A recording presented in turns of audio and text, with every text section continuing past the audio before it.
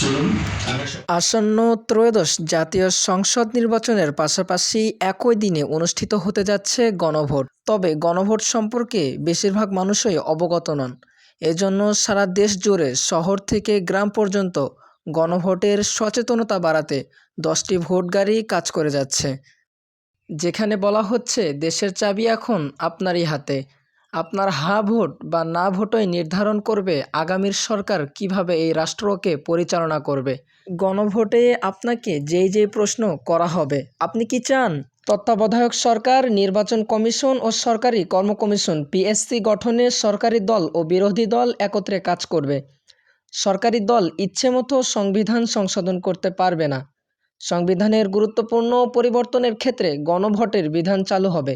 বিরোধী দল থেকে ডেপুটি স্পিকার এবং গুরুত্বপূর্ণ সংসদীয় কমিটিসমূহের সভাপতি নির্বাচিত হবেন।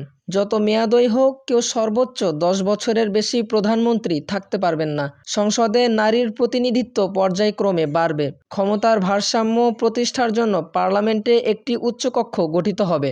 দেশের বিচার ব্যবস্থা স্বাধীনভাবে কাজ করবে। আপনার মৌলিক অধিকারের সংখ্যা, যেমন ইন্টারনেট সেবা, কখনো বন্ধ হবে না, অর্থাৎ মৌলিক অধিকারের সংখ্যা বাড়বে। দণ্ডপ্রাপ্ত অপরাধীকে রাষ্ট্রপতি ইচ্ছেমতো ক্ষমা করতে পারবেন না।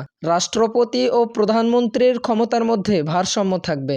রাষ্ট্রভাষা বাংলা মর্যাদার পাশাপাশি অন্যান্য জাতিগোষ্ঠীর ভাষারও সাংবিধানিক স্বীকৃতি দিতে হবে।